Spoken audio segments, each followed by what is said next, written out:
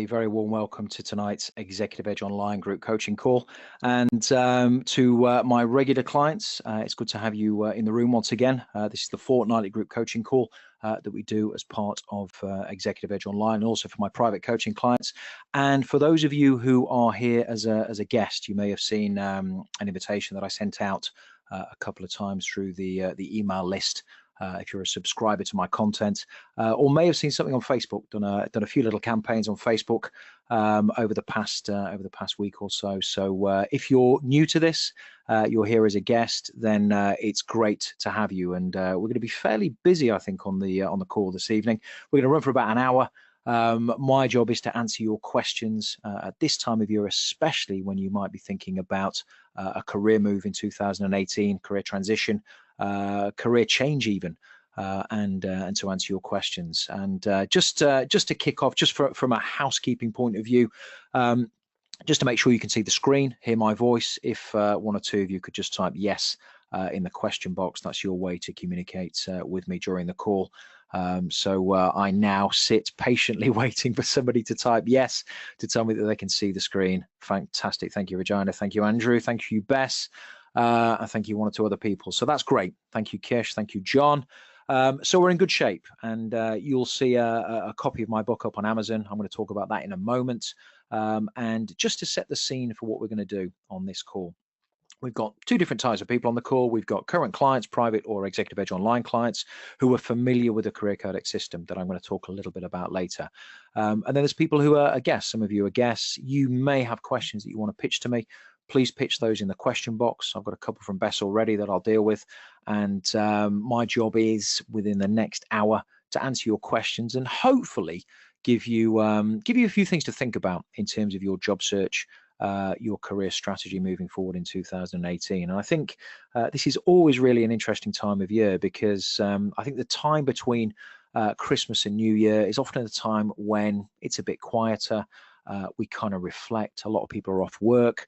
And I do this myself. I do my planning for 2018. And if you were sat in my office with me, you would see to my left, I'm looking at it now, there's a big whiteboard on there with all of my strategy and my plan for 2018 in terms of my businesses and some of the other ventures that I'm involved with. And planning is very important, and planning is something I'm going to talk about as we get through a little bit of the content. So tonight's call, two elements. Priority number one is to answer your questions, and then I have some content that I usually share with my private clients and Executive Edge Online clients that kind of reinforces some of the content that they get in the online program. And let me just show you that very quickly. I'll talk a bit more about this at the end. This is Executive Edge Online. It's an online program, and about 30 hours worth of content. 30 hours worth of content. And it walks you through step by step the Career Codex methodology for executive job search success, which I'll talk a bit about as we move forward.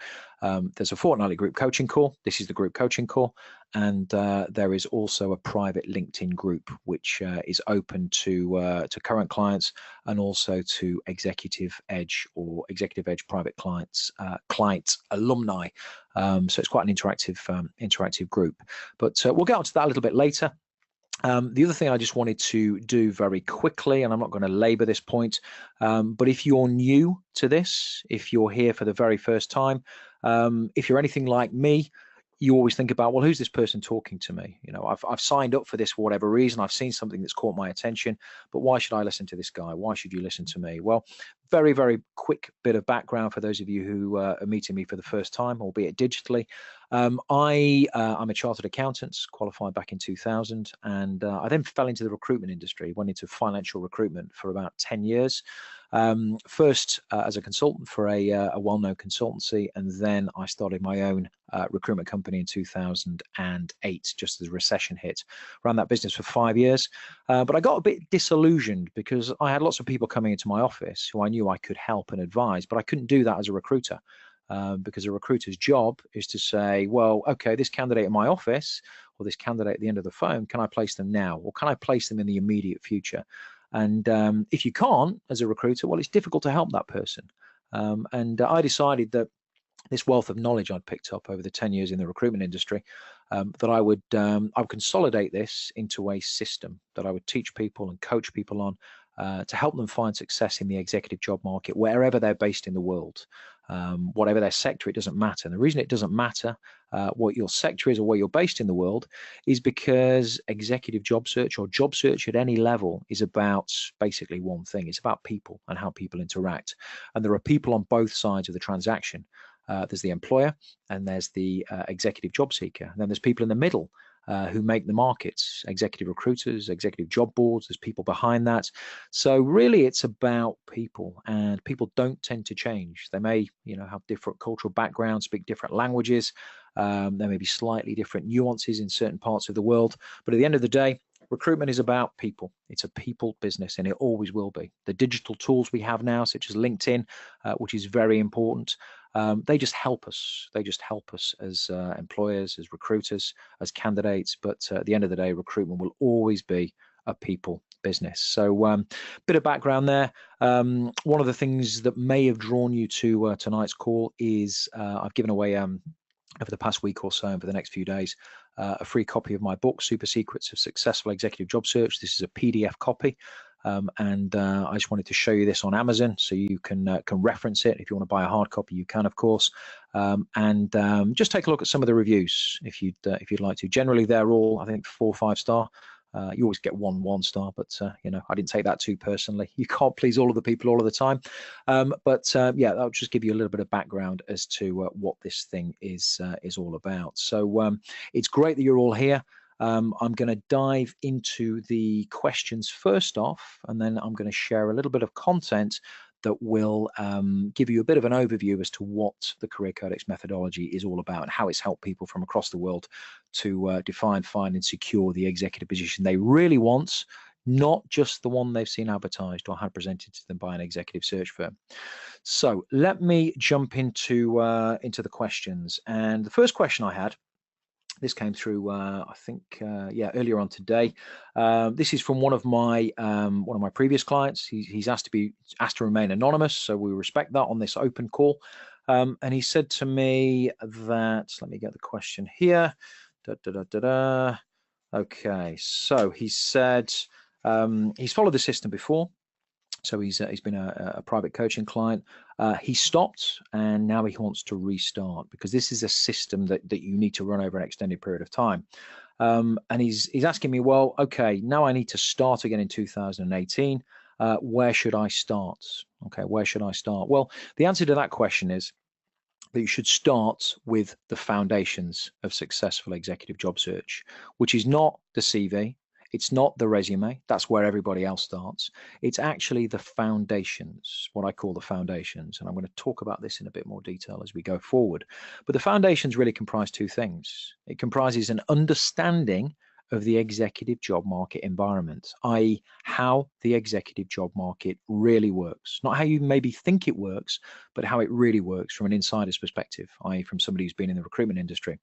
Who sat between employers, candidates for many, many years. That's how the market really, really works. Okay. And the second element of foundations is psychology. Okay. Your psychology, your mindset. Because the most important thing when it comes to finding success in the executive job market is down to one thing and one thing only. And that is your psychology, your beliefs, your thoughts, your actions. Because in anything we do in life, you've got to take action to get a result. And your beliefs will impact your thoughts, and your thoughts will determine whether you take action, whether it's the right action, and whether you take action consistently. So to answer the question, I would go back to the environment and psychology elements of the program. And I would revisit those, because everything else is the stuff that goes on the top. It's the icing on the cake. It's the bells and whistles. It's the stuff that you practically do. But if you don't have the right foundations, then you're never going to get anywhere. So one of those foundations, of course, you remember, is about consistency. So it's about starting this executive job search and not stopping till you get a result. Okay, many people pick things up, put things down, pick things up, put things down. This is about picking something up and running with it until you get the result that you want. And that's down to discipline and consistency. And I talk about something called process, not prize. I'll come on to that a little bit later on. But that's my advice. Get back to the basics, get back to the foundations, which is not the CV or resume, which is what most people think about when it comes to the executive job market. Okay, I had a question in from Linda. And by the way, if you've got questions, there's a few. Bess, you've got a few. I'm going to come on to those in a moment. Please just throw them into the question box and I'll deal with them as we go. When we have a lull in the questions, I'll dive into some of the content and see if that prompts any more questions, and we'll be done on the hour or slightly before. So Linda's asked me a question, and she said, yeah, here is my advanced question. How soon do you need to update your resume when you were laid off, severed from an organization? By way of an example, I have an updated resume that I've been using for job search and I'm reasonably happy with. My current job ends tomorrow. Do I have to update it immediately to indicate that my job has ended, or can I have it open-ended for a little while? As for, in brackets, as for my LinkedIn profile, I have no intention of updating it, as I assume no recruiter will ever contact me again if I do so. Okay, so Linda, first question, just think about this while I answer your first question. If you're on the call, and I've not got that screen open, so I can't see who specifically is on the call at the moment, just let me know why you asked the question or why you made the comment about no recruiter would ever contact you again if you update your LinkedIn profile. You're there. Good stuff, Linda. Linda's just let me know she's here. Great stuff. Perhaps you could just clarify in the question box why you would assume that no recruiter will ever contact you again if you update your LinkedIn profile, because I want to make sure that I'm answering the right question. I've got an inkling as to what you mean, but I want to make sure that I'm answering the right question. So let me jump into the first thing. The first thing to talk about here is the natural temptation when you come onto the job market is to immediately divert to your CV and to update it. Okay, when I hear the word update a CV, it sends a few shivers down my spine, because in actual fact, updating a CV is not the right strategy. Okay, what is the right strategy with a CV or resume is to think about what it is you want, to think about your direction of travel, to think about your destination, as I call it, and then to think about your previous experience and to position that in a document, a CV or resume, that speaks then into the destination that you're headed to. Okay, so it's a bit like you decided you're going to go away for a weekend to a certain location. Okay, what you're going to plug into your sat nav is a specific destination coordinates, and what you need to put on the document that I'm talking about here is the step-by-step bits that speak into that destination. So the achievements that speak into that destination. So for every single position that you would ever apply for, and applying for a position is not necessarily the best way, I'll come on to that, but for any position that you're interested in, any type of position, you generally need a different document for each employer. So updating the resume is not necessarily the right thing to do. Instead, the starting point is to think about your destination of travel, and then thinking about what is the most relevant experience, primarily achievements, that would resonate with decision makers in organizations that you're interested in working for, whether those opportunities are advertised or not. And it's actually better if they're not advertised, because you then get ahead of the market. But you should update your CV and resume immediately once you're clear on your destination. And one of the important things that recruiters will look at on a CV is the dates. And if there's any suspected gaps or things don't quite stack up, they'll ask a question about that. And employers will ask a question about that. Or worse still, they won't ask a question about that. They'll make an assumption. So, if you finish in December 2017, that's when your current role finishes. Even if there's a space, a gap on your CV, resume, doesn't matter. There normally will be at this level, but it's how you communicate that gap that really counts. So Linda's clarified the next point on LinkedIn.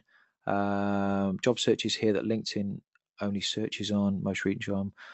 I am using my resume for networking. Okay, still not 100% clear, Linda, but what I would say on LinkedIn, your LinkedIn profile should match your CV in terms of dates. So if you are finishing tomorrow, then you should finish your role on LinkedIn tomorrow. So your finish date for that particular position should be tomorrow.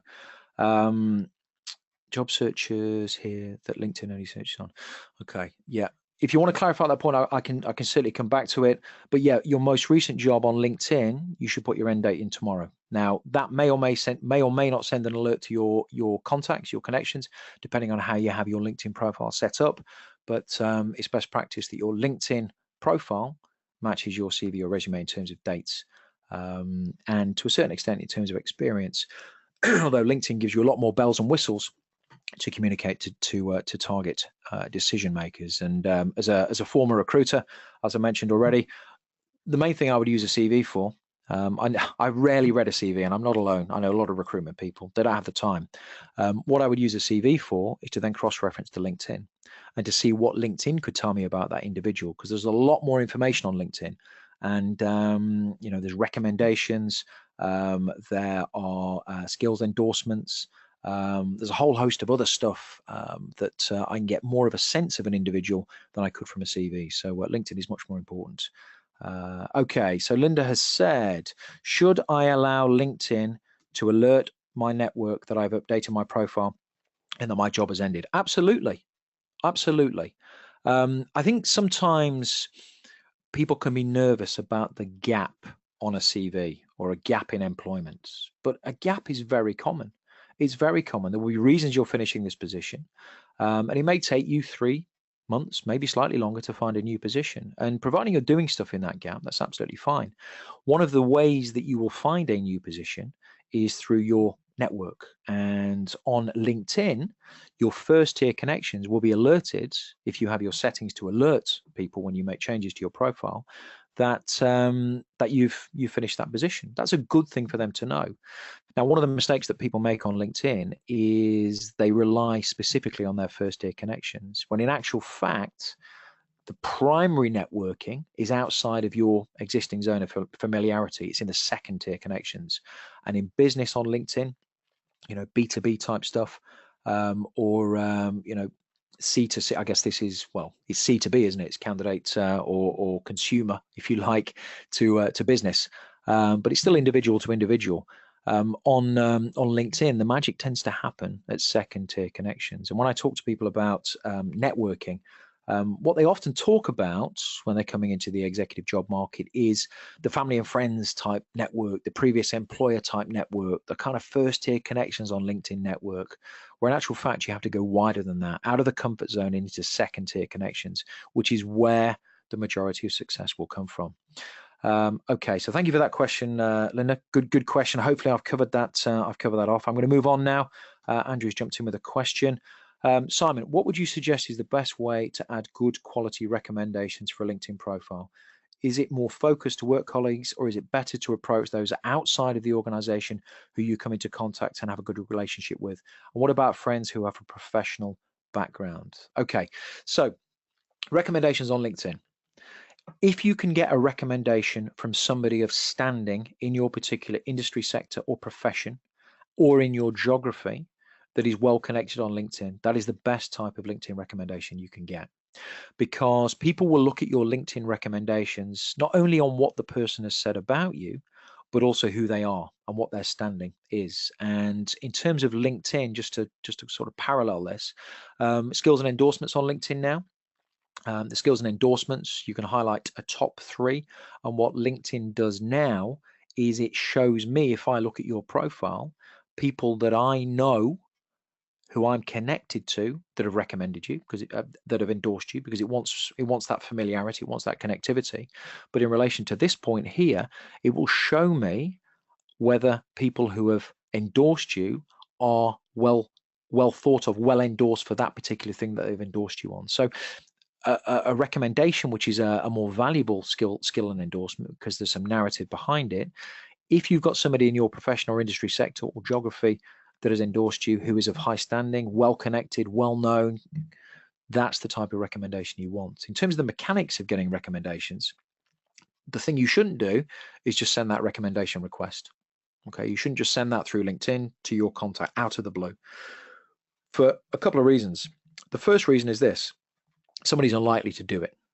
Okay, if you send it to somebody you haven't talked to for a little while, it goes through the LinkedIn network. They get this request. They're unlikely to do it because they don't necessarily know what they need to write. It's a bit of a hassle for them to write it, it's come out of the blue. It's not got that personal element to it.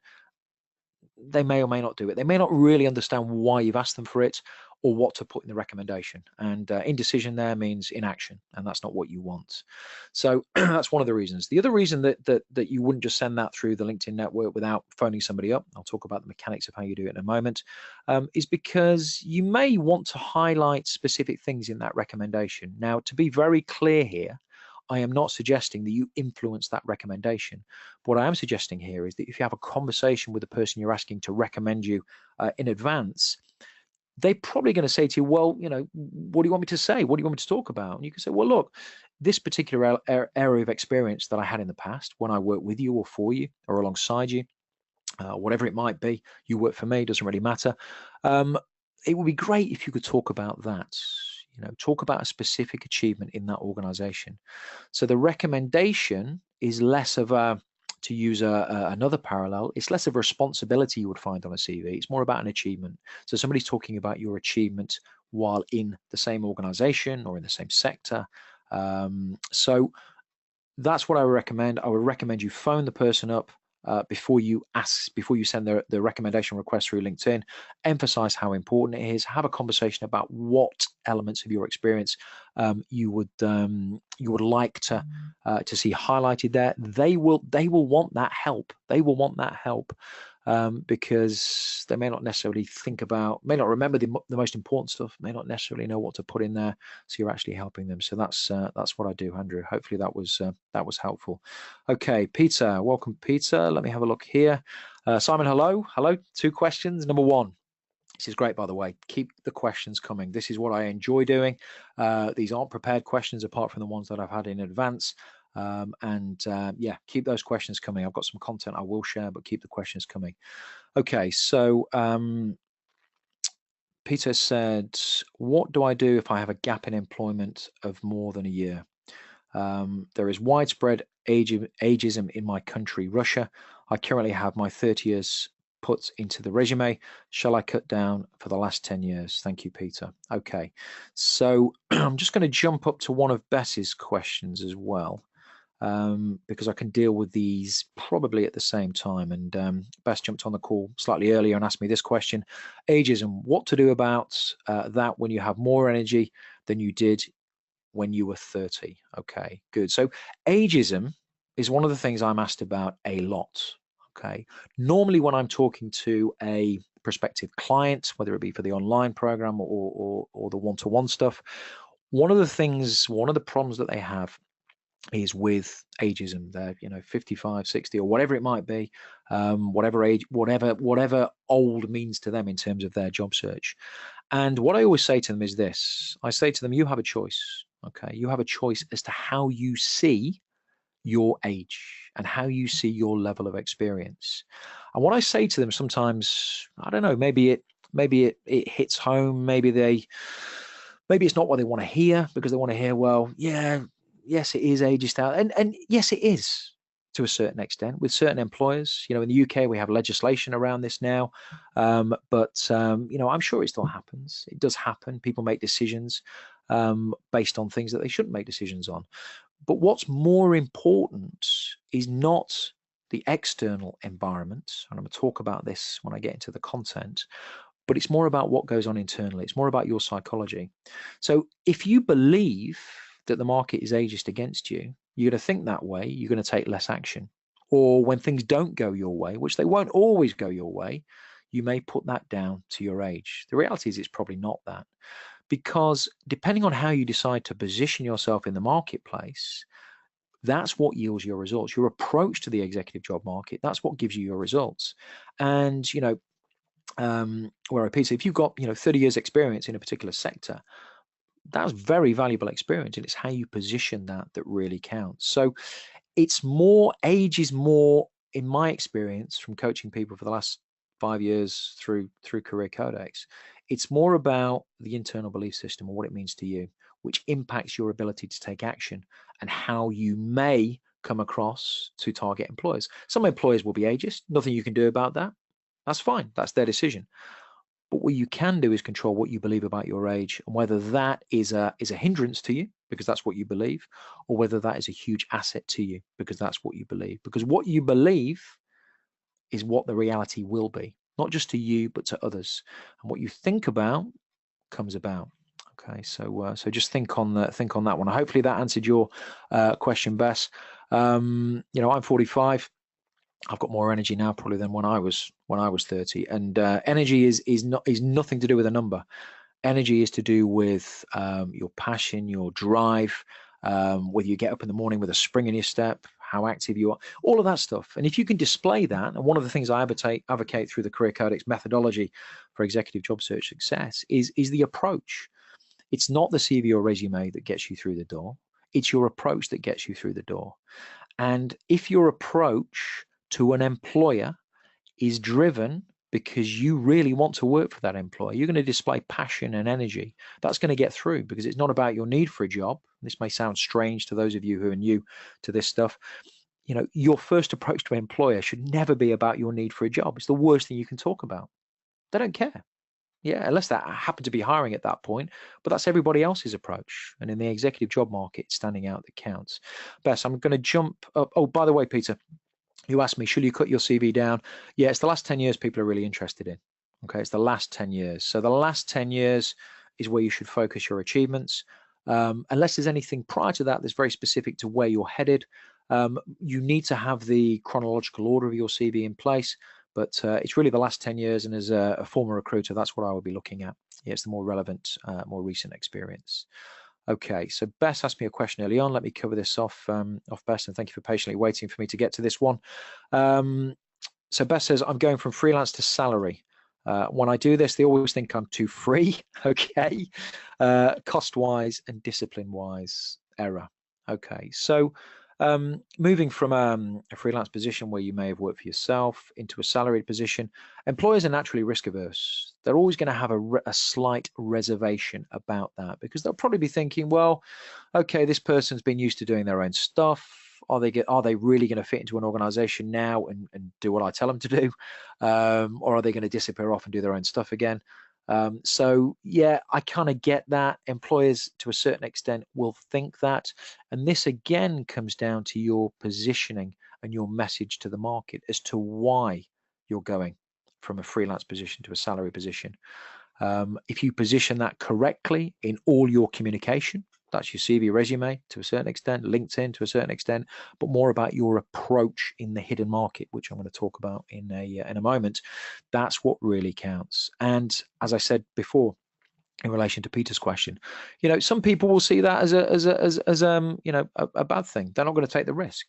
Yeah, they see it as a risk. Other people will see that as an asset. I remember a client that I recruited for back in the day.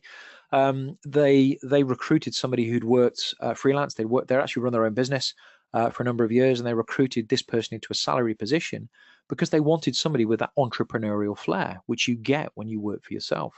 And this person used that to target a very defined audience of employers that they were interested in working for and open the door to an opportunity. Okay, they were very specific about who they wanted to work for, and their message resonated because they went to work for an entrepreneurial organization that got the fact that the fact they worked freelance, worked for themselves in the past, that was an asset and it wasn't a risk to the employer. Okay, so Bessie just asked me, Zoma, I've got your question there, so I'm going to come to that in a second. It is an asset, especially if your network looks to you for energy and imagination. Exactly. And I think, you know, I work for myself. I've worked for people, but for the last 10 years, I work for myself. It requires an incredible amount of discipline because if you work for yourself, who do you answer to? You get up in the morning, you answer to yourself. So positioning that as an asset, absolutely, Bess, is what you need to do, and you won't have too much of a problem. But again, it comes down to beliefs, thoughts, and actions, which is why psychology is the most important thing, which is what I always say. Okay, Zoma. Good evening, Simon. My question is, sometimes I hear that when you don't have all the points in a job-specific job description, apply anyway. But I also sometimes hear annoyed recruiters complain, excuse me, that people apply for jobs when they don't meet their requirements. What's the better approach? Well, the better approach, is to bypass the job boards and bypass the recruiters and go straight to employers. Okay, and get early on in conversation with employers that you're interested in working for. As soon as the job description is written and an employer has put that job description on a job board or with a recruiter, then because they're paying a fee, they're paying a fee to the job board or to the recruiter, they expect to get 9 out of 10 of the 10 requirements. Okay, that's what they expect, and they're prepared to wait for that. That same employer, if you were talking to that employer in a completely different way, not applying for a job, but engaged in conversation, networking, positioning yourself in front of that employer earlier on, and approach them in the right way, what that means is you would have an opportunity to inform what that job description may look like when they decided to recruit. And they may allow you to do that because you position a certain level of experience that they want in their organization. Now, that sounds quite complicated. In fact, it's not that complicated. It requires a different approach, and I've shown many of my clients exactly how to do that. To approach an employer directly when there's no job advertised, to position some experience that speaks into a problem or an aspiration of the organization, to court a conversation that then turns into a job opportunity. So yes, you will find that from job boards, you will find that from recruiters, and that's because the employers behind them, because they've paid a fee, want the 9 out of 10, the 10 out of 10, and they're going to wait for that. So the advice here from me is, yes, you look at some jobs on job boards, you look at opportunities that recruiters put in front of you. If you don't have the 10 out of 10 experience, there's nothing you can do about that. But what you can do is charter your own ship, be proactive in the hidden market. Okay, Bess has said, great, thank you. That's good advice. Thank you, Bess.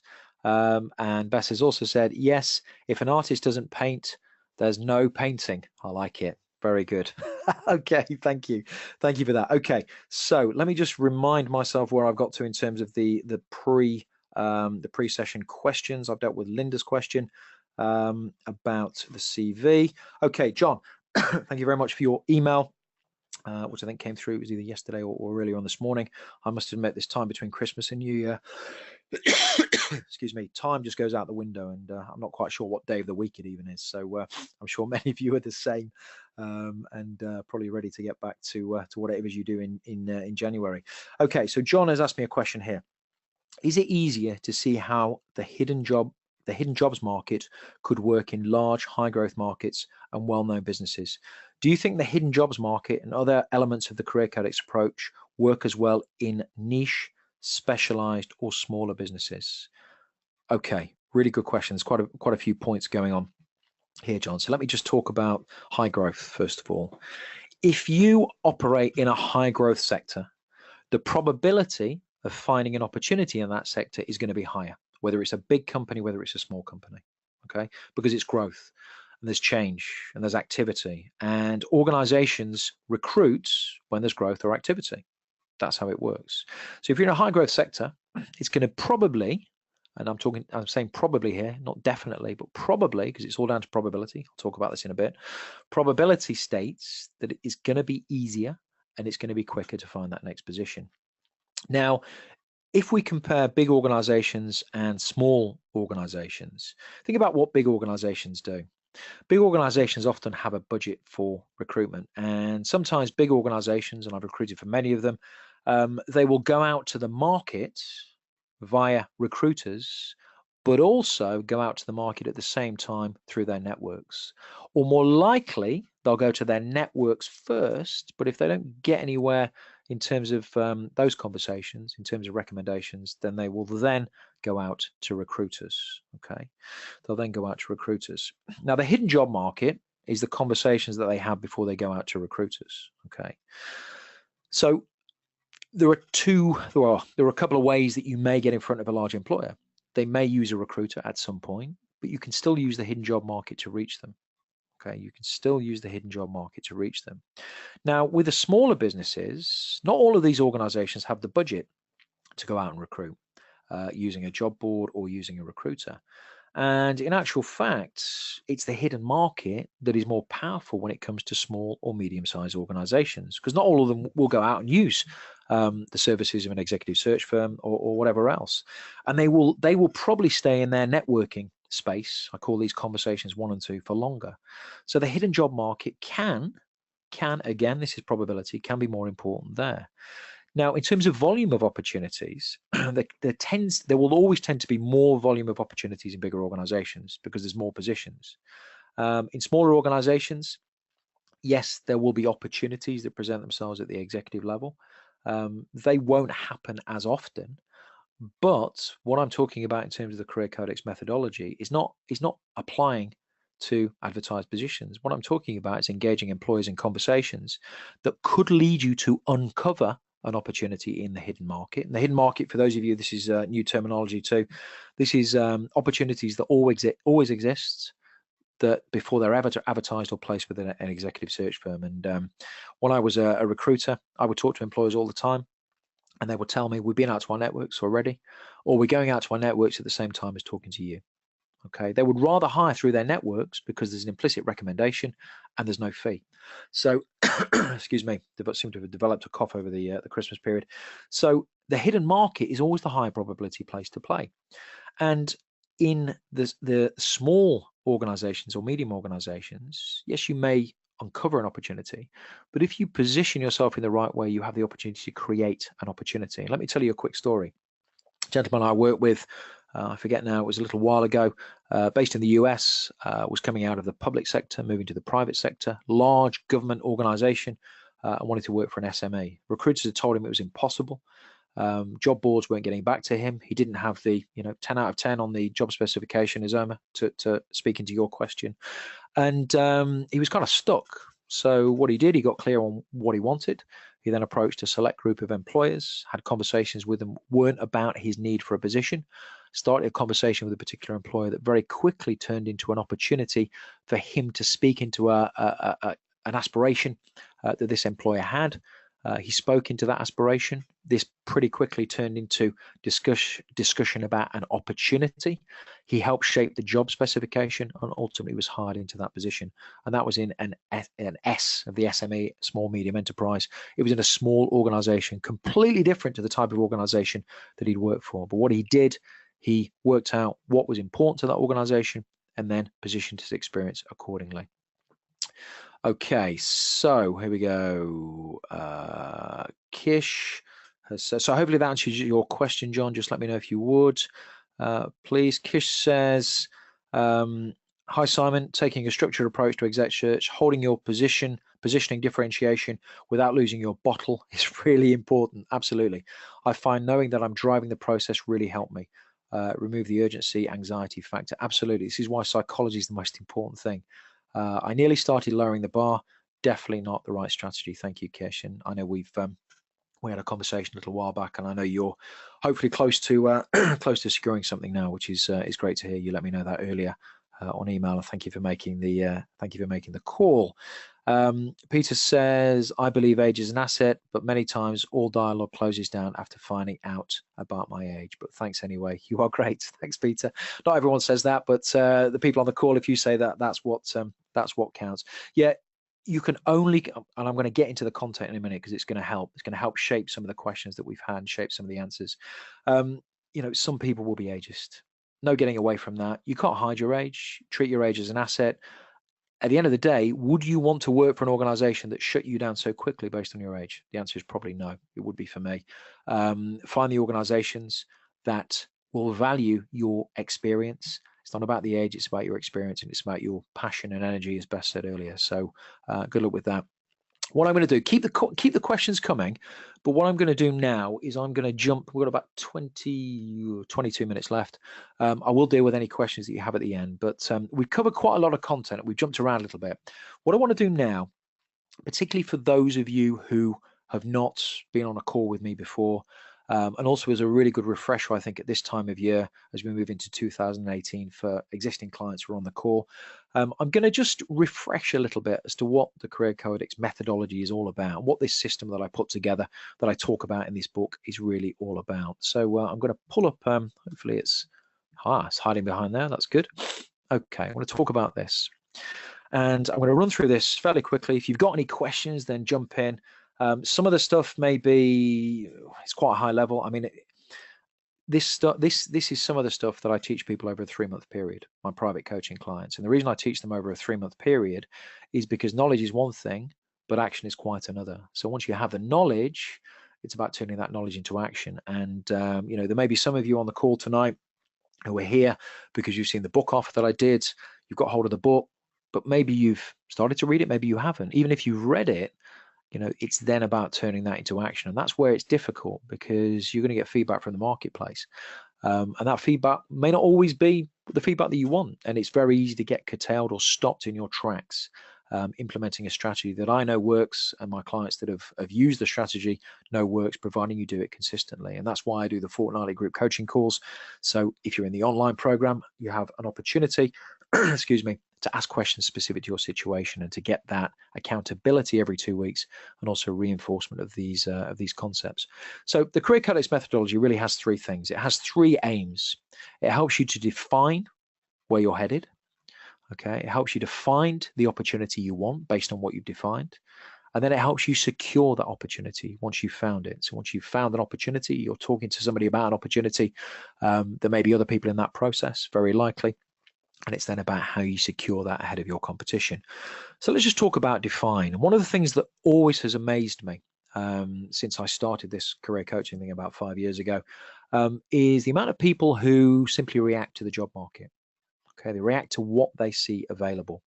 And you're defining what you want, and this needs to be committed to paper in terms of the type of organization, the type of role, the geography, and also the time it will take. And I call this the destination statement for any of you who've read any of my material.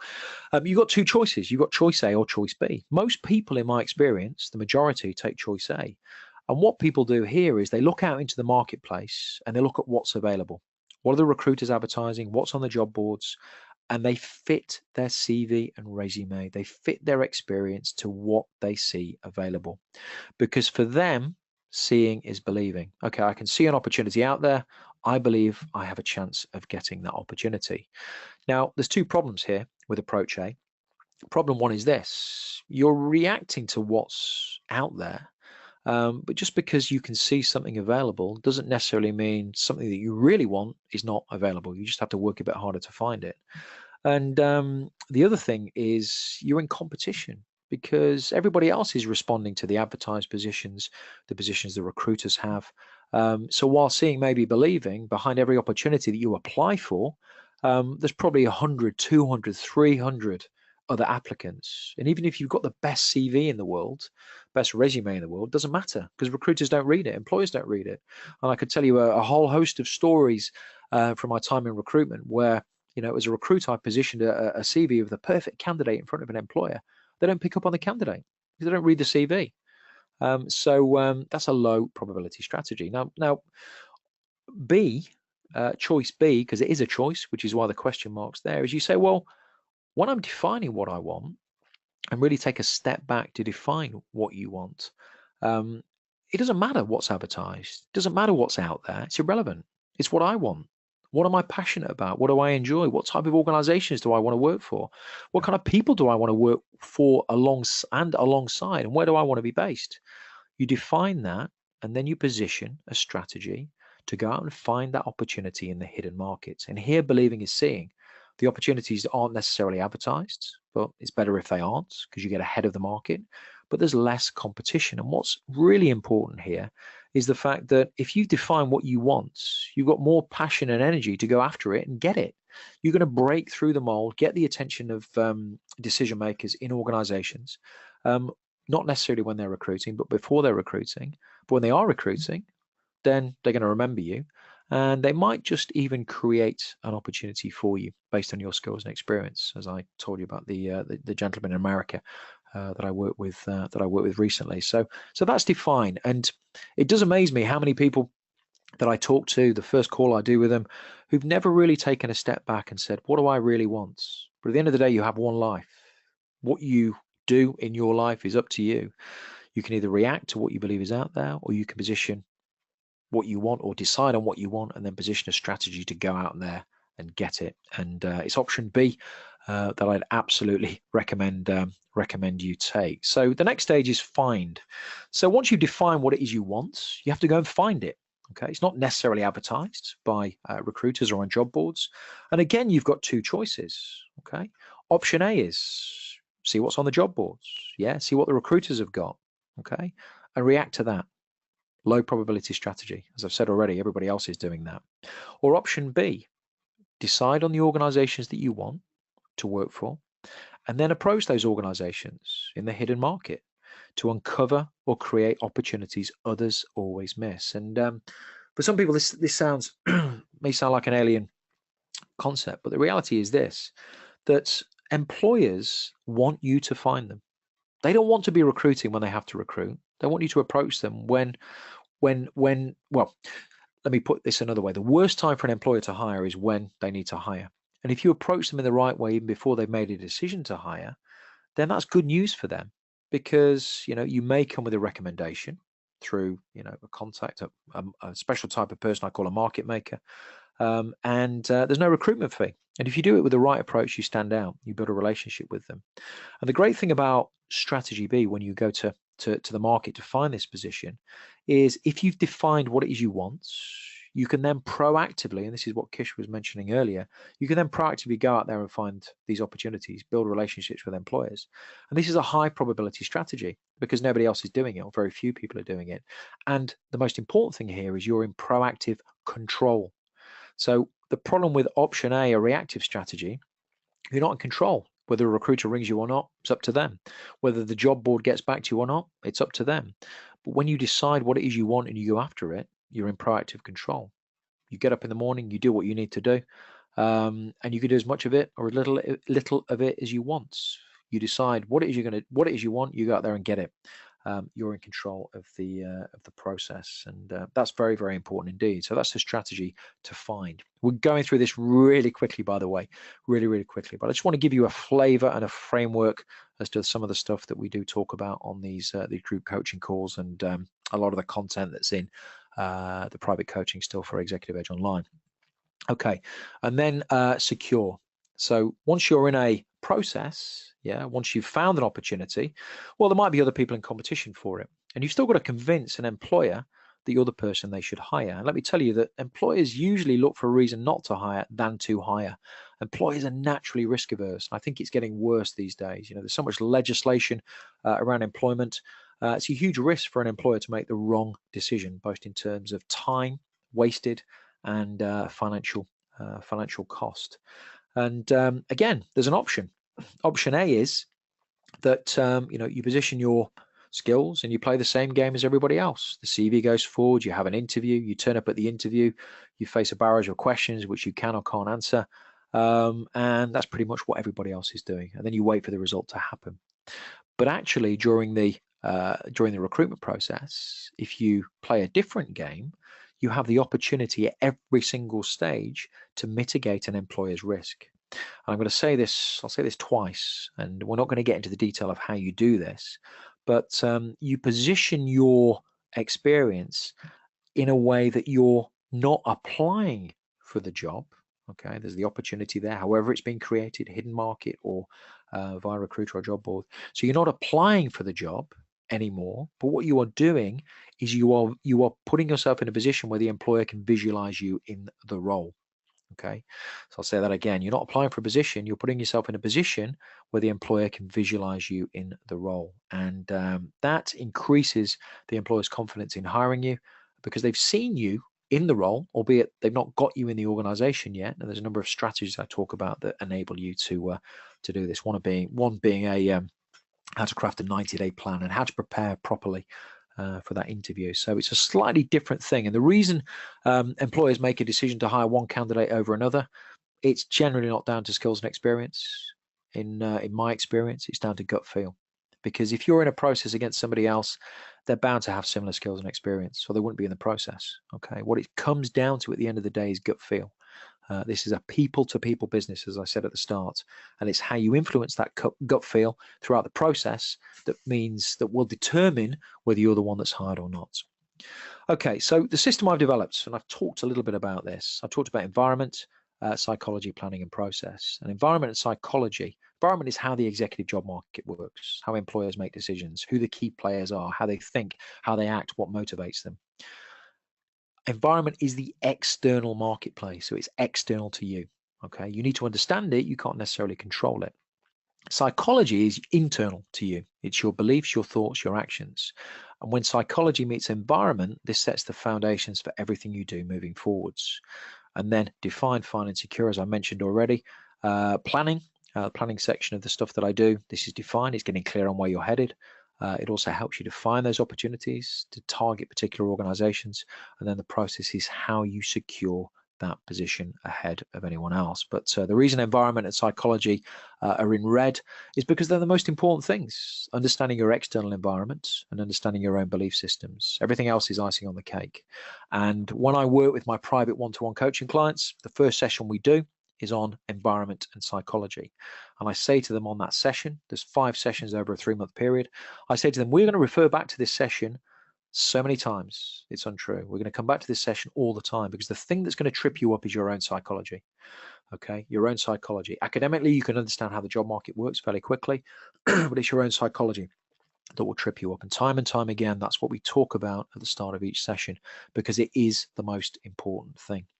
Okay, so very quickly, some principles, then I'll dive in and deal with any questions. Some key principles. If you are thinking about a career move, a career change, a career transition in 2018, if it's time, you did something different, you're not happy where you currently are, you're not feeling excited about the 2nd of January and go back to work, then some of the principles that you can use for your executive job search. And the first one is focus, not flexibility. So when it comes to planning and deciding what you want, don't react to what's out there. Think about what it is you really want. Don't be flexible, be focused. Okay, go deep, not wide, because the more focused you are, the more your message will resonate with the right people. The more chance you have, or the higher probability, I prefer that word to chance, the higher probability you have of finding and securing the position you want. And example I use here, when I started my recruitment company, the temptation was to recruit for anybody. If somebody approached me and said, excuse me, can you recruit this position for me? The temptation was at the start to say yes. But the problem was you stood for nothing. Yeah, it didn't have a message, a marketing message to put into the marketplace that was consistent and would fall on the right ears. So pretty quickly we focused, and that's when we had better results. So focus, not flexibility. Process, not prize. People get very attached to opportunities that they see in the marketplace, and you may have experienced this in the past. You're in a process for a particular position, put all your energy and effort into maybe over managing that process, and become really attached to that position. At the last minute, an internal candidate gets it, the job is pulled, or somebody else gets it, and immediately your emotions take a tumble. Okay, and it stops your process because you focused on the prize. So what I advocate through the methodology I've developed is to say, have a clear destination and revisit that destination every day so you know you're on target, but your job is to focus on the process. So a good day is not whether you have been offered a position. A good day is whether you've run your process, whether you've followed your plan. Because if you follow your plan, yeah, you will get to the prize eventually. So it's focus on process, not prize. And this speaks into the psychology bit that I talked about. I've talked about a few times on the call, because it is the most important thing. Because what stops people getting the success they deserve is because they stop taking action. They stop running their process. We talked about probability, not certainty. There is nothing I can tell you that will work 100% of the time. I wish there was, but there's not. So developing a probability mindset is developing a probability. I've just seen a question pop that Bessa said. That's what distracted me. Developing a probability mindset is what it's all about. Having a probability mindset will keep you in the game long enough. And if you're in the game long enough, there is only one option. You will find the success you deserve. And then consistency, not a sporadic approach. And the question I had anonymously earlier, that's been a bit of a stop-start approach. And the person who asked me that question, I'm sure will understand what I'm talking about. This is about consistency of action no matter what happens. Okay, you're going to get good news, bad news, good news, bad news, good news, bad news. But you only need to be right once. You only need to be in the right place at the right time to receive the right offer once. Okay, so that's some of the principles. Bess has asked me a quick question. We've got about 5 minutes left. Bess has said, why the heck don't they read CVs? Well, it's a good question, Bess. Let me tell you why. The first reason is that recruiters and employers just don't have the time. Okay, they don't have the time. So as a recruiter, yeah, I would receive 100 CVs for any application. Okay, so I couldn't read them all. I would scan read them, but then I would reference pretty quickly to LinkedIn. Now, you might ask the question then, well, okay, aren't recruiters shortlisting for employers? Well, yes, they are. But quite often in an organization, you have people reading the CV who are at a very junior level. If this is an executive position, the first filter is at a very junior level. And sometimes they don't understand your experience and who you are, what you do, and what value you could add. There's one example. I was recruited for a large PLC organization, pharmaceutical company, and I put forward the perfect guy. Worked for one of the competitors, had been doing for a competitor what this organization wanted. I couldn't get this person past the first filter because the person reading the CV didn't understand this person's experience. At the end of the day, I went past this person's head, spoke to the line manager, got myself into a bit of trouble. Sometimes you have to, and got this guy an interview. Eventually got offered the position. But because they were too slow in getting this guy in, because the first filter failed, because of a lack of understanding in this instance, this guy had already gone. He went elsewhere. So yeah, don't read them because they don't have the time. Don't sometimes understand the CV, and quite often recruiters don't understand the CVs that they're looking at. Some people describe me as a bit of a rarity because as a qualified chartered accountant, I was recruiting to a profession I'd worked in and understood. Now that's not always the case in the executive job market. So it could be that people don't understand the CV. That's why. Okay, John has said, thank you for answering my question. It was very helpful. I would like to have a follow-up discussion in the new year as I want to start a serious executive job search in January. No problem, John. Just drop me an email earlier on when you're ready. Bess has said, true, don't need all the jobs, just the right job. Exactly, you need one job, that's it. And Bess says, that's so inefficient that it makes my hair stand on end. Why do you think I left the recruitment profession, Bess? Yeah. Why do you think I work exclusively now with candidates, with people in the executive job market looking? Because I can give it my all. In the recruitment world, if you advertise a position, there are hundreds of applications. There's great people that you want to help. You just have the time to do it. That's one of the frustrations. And that's to a certain extent why recruitment gets a bad name. And it gets a bad name because recruiters can't always get back to their candidates. Now, one of the things I talk about in the programs is how to have better conversations with recruiters, because there are three types of decision maker. There are executive recruiters, there are employers directly, and there are market makers who are well-connected individuals in a profession, industry, sector, or geography. And if you have those conversations at an empowered level, that's what gets the opportunity to open up opportunities, uncover opportunities, and sometimes even create opportunities. Okay, so we're about out of time. I'm going to do a couple of things now. Let me just jump into, I'm going to share this. What I'm going to do, just so you know, is I am going to just drop something in the chat box now. I'm going to share a few things with you, a few links with you that might be helpful. I'm going to share a link to a free executive job search assessment that you can take to answer a series of 10 questions. At the end of the 10 questions, you'll be given a bespoke response, which, depending on how you've answered the questions, will give you some advice. It speaks into a lot of the stuff I've talked about today. At the end of the assessment, you'll get a bespoke piece of advice that you can read and take action on, and it will compare your approach to your job search to the majority. The other thing I'm going to send you, I'm going to put this in fact, let me just send this now, put this in the link. You'll see that it bunches up. Don't know why it does that and go to webinar. Apologies for that. It looks really nice on my Word document on my screen. This will come out to the email that I'm going to send out to you afterwards anyway. I'm going to invite you to a webinar, which is how to find the executive position you really want without ever applying for a job again, where I talk a little bit more about the hidden market and how to position yourself in the hidden markets. And for those of you that are interested in getting involved with Executive Edge Online, which is the online program, this runs on a monthly subscription. And the monthly subscription, you can stay as long as you want, you can cancel whenever you want. I generally advise people are in it for at least 3 months, because knowledge is one thing, action is quite another. That will give you 6 fortnightly group coaching calls. Then I put a link in there.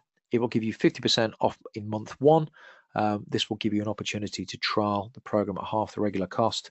Attend the next group coaching call, which is on the 11th of January. As I say, there's no long-term commitment, and you can cancel your subscription at any time directly in the platform. So those links are there.